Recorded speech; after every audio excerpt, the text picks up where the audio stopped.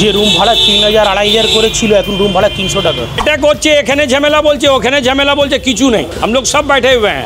আমি আমার পেছনে একটি আবাসিক হোটেলের যে সাইনবোর্ড দেখাচ্ছি, সেই সাইনবোর্ডের তলাতে কিন্তু ইতিমধ্যেই শাটার পড়ে গিয়েছে। মালিকরা কি করবে? যারা নিজের হোটেল আছে ওরা রাখবে, যারা ভাড়া নিয়ে রেখেছে ওরা ছেড়ে দেবে। ফিউচার অন্ধকার আছে, আর কি আছে।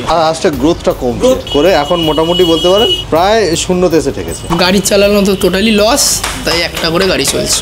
এই দুই দেশের অতি উৎসাহী কিছু মানুষ রোজ সুরসুরিমূলক কথা বলছেন। ভাবছেন কি এতে কারা ক্ষতিগ্রস্ত হচ্ছেন? দুই দেশের মধ্যে ভ্রাতৃত্ব বোধ যেটা, এরা আবার ফিরে আসুক।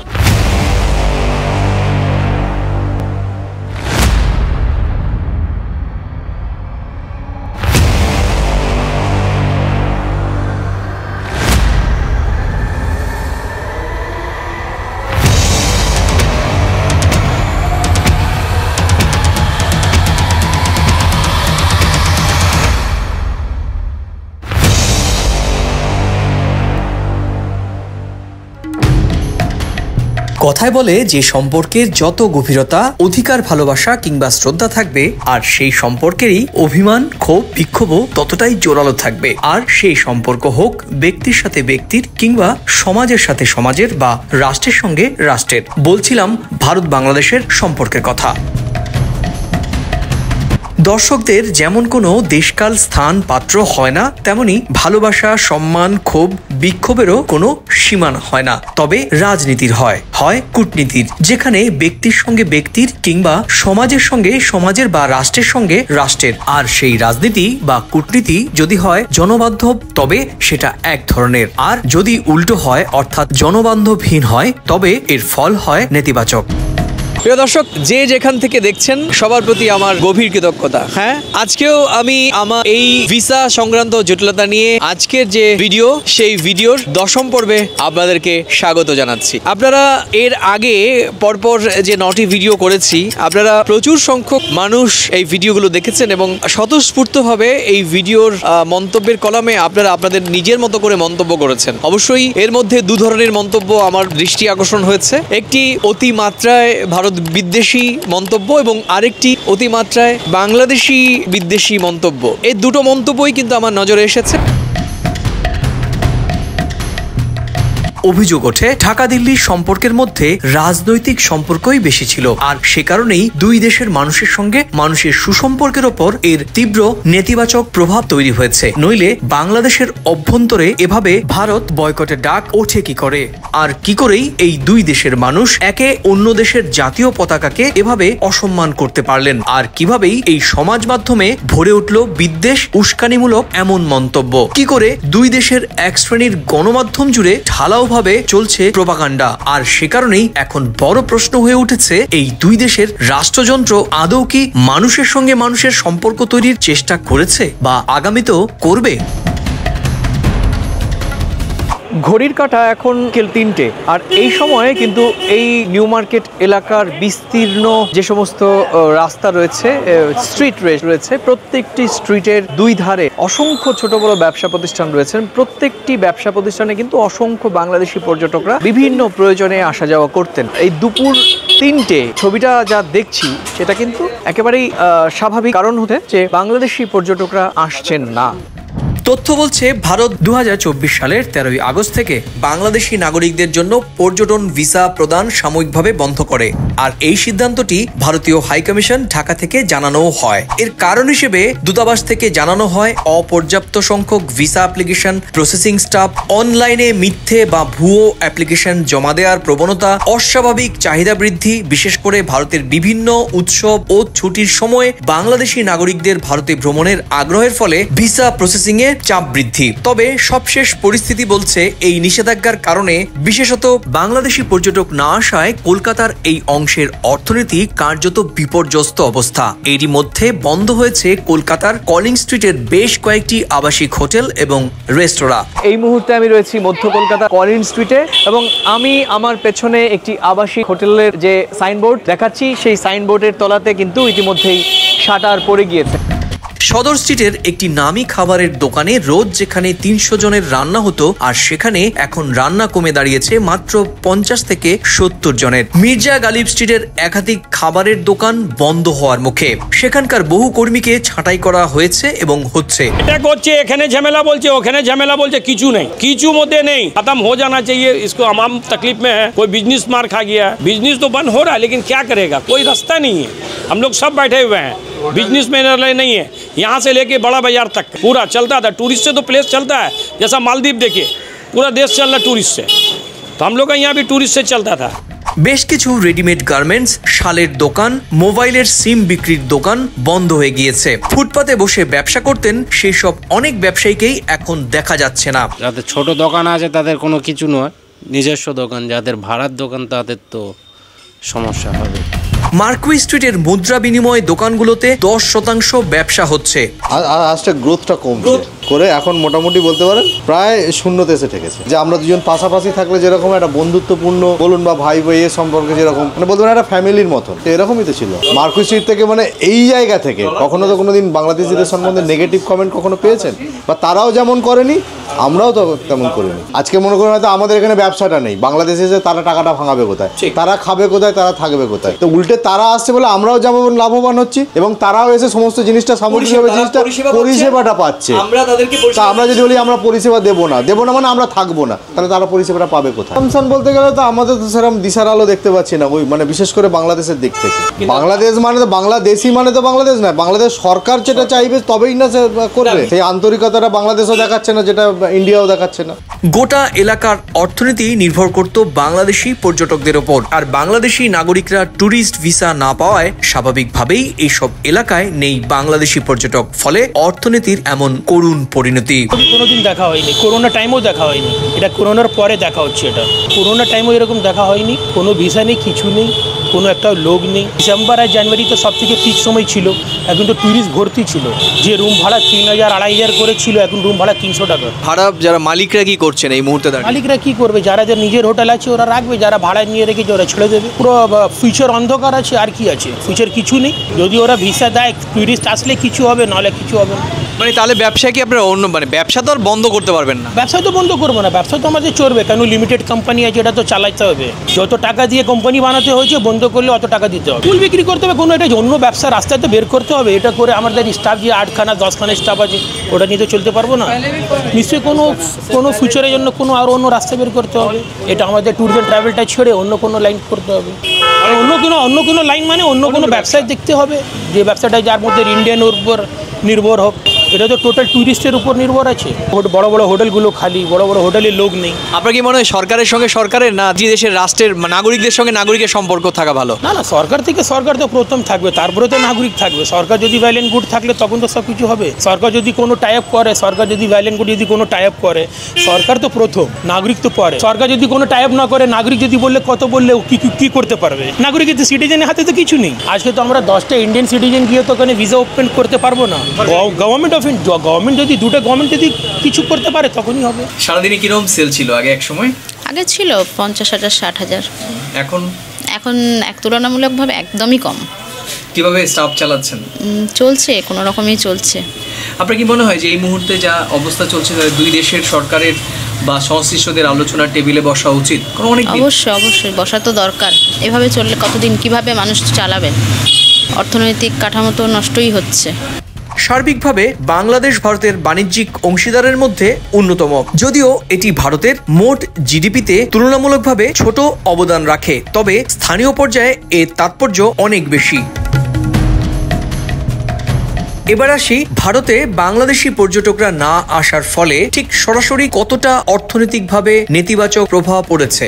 এখন বর্তমান পরিস্থিতিতে যে ধরনের প্যাসেঞ্জার আসছে তাতে তো আর আমাদের বিজনেস ইনফ্রাস্ট্রাকচার বলেন, মার্কুস স্ট্রিট বলেন, সারা ইন্ডিয়াতে বলেন, মেডিকেল সাইট বলেন, কারোরই তো সেই ধরনের ফরেনার আসছে না। কারণ আগে নর্মাল ছিল 7 থেকে 8,000 অ্যারাইভেল ডিপার্চার। এখন এইটা আমরা চাইছি, আগেও আপনারা বলেছি, আমরা চাই এটা যত তাড়াতাড়ি ভারত সরকার বা বাংলাদেশ সরকার এটা শিথিল করে দিক, যাতে আমরা ওই দুই দেশের মধ্যে যে ভ্রাতৃত্ব বোধ যেটা এরা আবার ফিরে আসুক। কারণ মিডিয়া যে ধরনের কথাবার্তা মিডিয়া থেকে পাচ্ছি, বিশেষ করে ফেসবুক মিডিয়া, এরা কিন্তু প্রচণ্ড পরিমাণে ফেক নিউজ করছে, যেটা ইলেকট্রনিক মিডিয়া এটা করছে না, ফেসবুক মিডিয়া করছে। তাতে আমরা স্বাভাবিক হয়ে গেলেই আমাদের জন্য খুবই ভালো।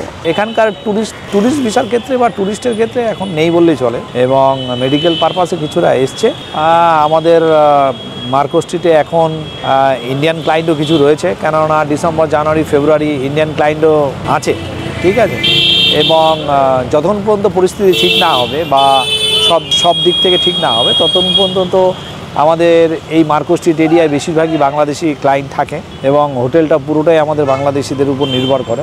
বাট আস্তে আস্তে আমাদের বিজনেসও মুভ হচ্ছে, এবং আমাদের ইন্ডিয়ান কাস্টমারও আসছে, এবং পরে ইন্ডিয়ান কাস্টমার যতদিন না পরিস্থিতি স্বাভাবিক হয় ততদিন আমাদের ইন্ডিয়ান কাস্টমারকে দিয়ে চালাতে হবে, এবং বাংলাদেশি যারা আসছে অলওয়েজ ওয়েলকাম তাদেরকে, এবং চলবে।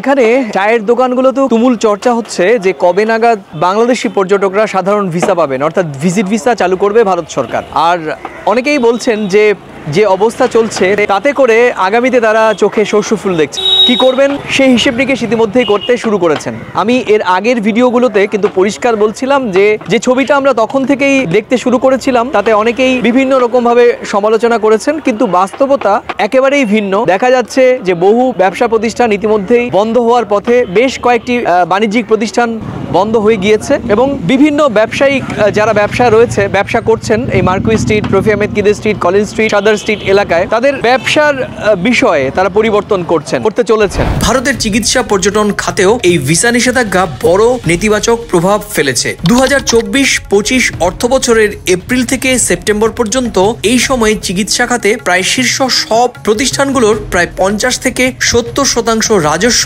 কমেছে। দ্বিপাক্ষিক বাণিজ্যের ক্ষেত্রেও ভারত সবসময় বাংলাদেশের সঙ্গে বাণিজ্যে এগিয়ে ছিল।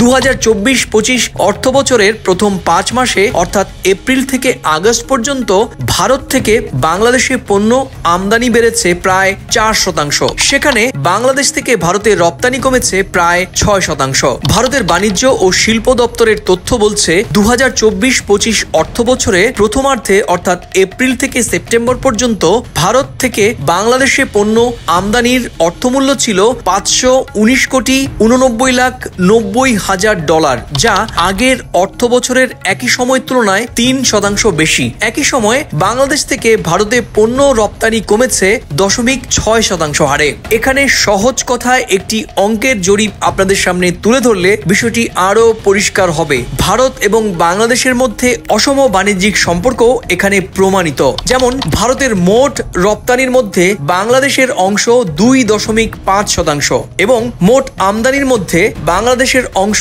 মাত্র 0.3%।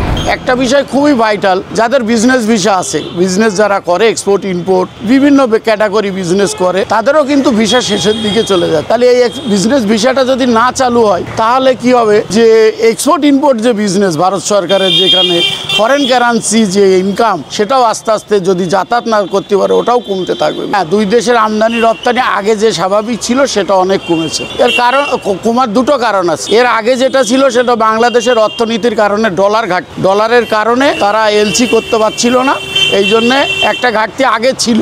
কিন্তু দুই দেশের সম্পর্ক যে জায়গায় দাঁড়িয়ে গেছে সেই হিসাবে এখন ব্যবসা অনেক কম। এক্সপোর্ট ইম্পোর্ট আমাদের যে আরও যারা বন্ধু বান্ধবরা করছে তারা বলছে দেখো এখন তো কোনো স্বাভাবিক নেই বিজনেস, যেহেতু দুই দেশের সম্পর্কটা সঠিক জায়গায় নেই, আমরা যা কাজ করছি আতঙ্কের মধ্যে কাজ করছি। আমরা কিন্তু দুই দেশের মধ্যে একজন আর একজনের পরিপূরক। ওদের যেরকম আমাদের দরকার আছে, আমাদেরও ওদের দরকার আছে। তা আমরা চাই এই সম্পর্কটা দ্রুত সমাধান করা, যেটা সম্পূর্ণ সরকারের হাতে।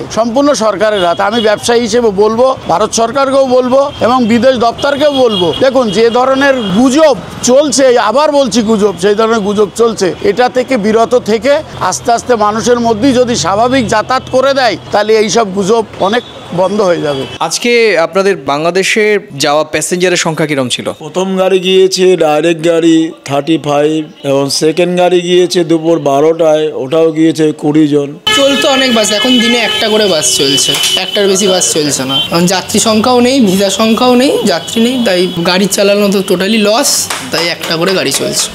আচ্ছা, আমাকে একটা প্রশ্নের উত্তর আপনারা দিতে পারবেন? এই দুই দেশের অতি উৎসাহী কিছু মানুষ রোজ সুশ্রুরিমূলক কথা বলছেন, ভাবছেন কি এতে কারা ক্ষতিগ্রস্ত হচ্ছেন? ভারত বাংলাদেশের মোট দ্বিপাক্ষিক বাণিজ্য 2023-24 অর্থ বছরে প্রায় $8 বিলিয়ন অতিক্রম করেছিল। এর মধ্যে ভারত থেকে বাংলাদেশে রপ্তানি হয় প্রায় $14 বিলিয়ন আর বাংলাদেশ থেকে ভারতের আমদানি প্রায় $4 বিলিয়ন। ভারতের জিডিপিতে এই বাণিজ্যের অবদান কতটুকু? ভারতের মোট জিডিপি অর্থাৎ 2023 সালের প্রায় $3.74 ট্রিলিয়ন। এর তুলনায় বাংলাদেশ ভারত বাণিজ্য মাত্র 0.5%। এটি ভারতের জিডিপিতে সরাসরি উল্লেখযোগ্যভাবে প্রভাব না ফেললেও পূর্ব ভারতের অর্থনীতিতে এর অত্যন্ত তাৎপর্যপূর্ণভাবে প্রভাব ফেলে। বিশেষত পশ্চিমবঙ্গ, আসাম এবং ত্রিপুরার মতো রাজ্যগুলো এই বাণিজ্যের ওপরই নির্ভরশীল। আর এই দুই দেশের মধ্যে অর্থনৈতিক সম্পর্ক একে অপরের ওপর নির্ভরশীল। যেমন ভারতীয় শিল্প খাতে বাংলাদেশ ভারতের জন্য একটি গুরুত্বপূর্ণ রপ্তানি বাজার, বিশেষত পেট্রোকেমিক্যাল, খাদ্য প্রক্রিয়াজাতকরণ পণ্য, ফার্মাসিউটিক্যাল এবং ইঞ্জিনিয়ারিং পণ্য খাতে ভারতের মোট রপ্তানি 2.5% যায় বাংলাদেশে। উল্টো দিকে বাংলাদেশের শিল্প খাত ভারতের রপ্তানির প্রায় 15% বাংলাদেশে যায়, যা বাংলাদেশের অভ্যন্তরীণ চাহিদার একটি বড় অংশই পূরণ করে। ভারতের পূর্বাঞ্চলীয় রাজ্যগুলো ভারত বাংলাদেশের সরাসরি এই অর্থনৈতিক সম্পর্কের ওপর নির্ভরশীল। যেমন বাংলাদেশের সঙ্গে বাণিজ্যের ফলে পূর্ব ভারতের রাজ্যগুলোর রেল, সড়ক এবং নদী পরিবহনের চাহিদা বাড়ে। এই অঞ্চলের কর্মসংস্থান, বাণিজ্যিক কার্যক্রম এবং স্থানীয় রাজস্বে এটি সরাসরি প্রভাব ফেলে। পর্যটন ও চিকিৎসা খাতেও এর প্রভাব রয়েছে। যেমন বাংলাদেশি নাগরিকদের ভারত সফর ভারতের পর্যটন ও চিকিৎসা খাতে উল্লেখযোগ্যভাবে প্রভাব ফেলে। যেমন প্রতি বছর প্রায় 30 লাখ বাংলাদেশি পর্যটক আসেন ভারতে। তারা চিকিৎসা, কেনাকাটা এবং ধর্মীয় পর্যটন কেন্দ্রগুলোতে ঘুরে বেড়ান। আর এই পর্যটন থেকে ভারতের বার্ষিক আয় হয় প্রায় $4 বিলিয়ন। প্রতিবেশী এই দুই দেশের সম্পর্কের প্রভাব দীর্ঘমেয়াদী। যেমন বাংলাদেশের অর্থনৈতিক প্রবৃদ্ধি এবং চাহিদা বৃদ্ধির সঙ্গে সঙ্গে ভারত বাংলাদেশের বাণিজ্যের আকারও বেড়েছে। ভবিষ্যতে এটি ভারতের পূর্বাঞ্চলে আরো বৃহৎ অর্থনৈতিক প্রভাব ফেলবে বলে মনে করা হয়।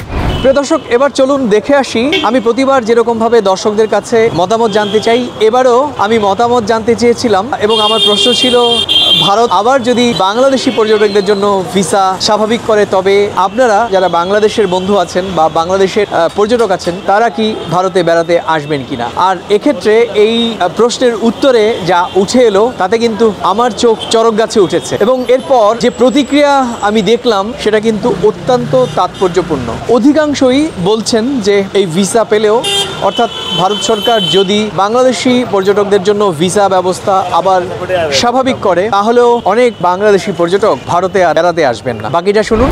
বেলায়েত হোসেন লিখেছেন, আপনাদের নীতি পরিবর্তন না হলে আমি মনে করি বাংলাদেশ থেকে ভারতে না যাওয়াই নিরাপদ। কাজী বলে একজন জানিয়েছেন, বড় ইচ্ছে ছিল তাজমহল দেখতে যাব, এখন আর মন মানসিকতা নেই। চীন, মালয়েশিয়া, ইন্দোনেশিয়া, থাইল্যান্ড ঘুরতে যাব। আরেকজন লিখেছেন, আমি একবার কলকাতা, শিলিগুড়ি আর সিকিম গিয়েছি, তবে আপনাদের দেশের অনেক মানুষের বিগত কিছুদিনের মনোভাব আপনার দেশে যাওয়ার ইচ্ছে শেষ করে দিয়েছে। একই সঙ্গে এই দর্শক লিখেছেন, ভারতের বাংলা কথা বলার কারণে যেখানে কলকাতার মানুষদের হয়রানি এবং নিরাপত্তার আশঙ্কায় পড়তে হয়, সেখানে আমি একজন বাংলাদেশি হয়ে না যাওয়াই উত্তম মনে করি। আরেকজন লিখেছেন, না, আমরা বাংলাদেশিরাও চাই ভারতের ভিসা বন্ধ থাকুক। ফারুক বলে এই দর্শক লিখেছেন, পশ্চিমবাংলার মানুষদের যেমন মানসিকতা হয়েছে, এখন না যাওয়াই ভালো মনে করি। আরেকজন লিখেছেন, না, যাব না। আরেকজন দর্শক লিখেছেন, ভাই আপনি যতই যুক্তি তুলে ধরলেন এতদিন সবই ঠিক আছে, কিন্তু ভ্রমণকারীরা পদে পদে বৈষম্যের শিকার হন, এটা আপনাকে মানতেই হবে। অপমান তো আছেই, সেই সাথে দ্বিগুণের বেশি অর্থ আদায় করা হয় চিকিৎসা, খাবার, হোটেল, পাবলিক পরিবহন, কেনাকাটায়। সর্বোপরি মতের এবং নীতির পরিবর্তন করতে হবে। এই দর্শক লিখেছেন, আমরা আর যাব না, আমরা এতটাও শেমলেস নই। আরেকজন লিখেছেন, যতদিন থাকবে নিঃশ্বাস ততদিন ভারতে যাব না, আল্লাহ যেন কোনোদিন ভারতের মাটিতে পা না ফেলে আমার। প্রিয় দর্শক, এতক্ষণ আমার সঙ্গে থাকার জন্য অনেক অনেক ধন্যবাদ এবং কৃতজ্ঞতা। এভাবেই আমার সঙ্গে আপনারা জুড়ে থাকবেন এমনটাই প্রত্যাশা রেখে আজকের এই ভিডিও শেষ করছি। হ্যাঁ প্রিয় দর্শক, আমি বরাবরের মতো যেটা বলে থাকি, ভারত এবং বাংলাদেশ আমরা প্রতিবেশী দুই দেশের মানুষ, বন্ধু স্বজন এবং আত্মীয়। আমাদের সম্পর্ক দীর্ঘ কয়েক দশকের। এই সম্পর্কে কখনো উত্থান কখনো পতন আমরা দেখেছি, তবে দিন শেষে আমাদের এই সম্পর্ক আরও সুদৃঢ় হবে। 2025-এ এই জানুয়ারির 8 তারিখে মার্কুই স্ট্রিট থেকে এমনটা প্রত্যাশা রেখেই আজকের এই ভিডিও শেষ করছি। ভালো থাকুন, সুস্থ থাকুন এবং সবাই নিরাপদে থাকুন। টাটা।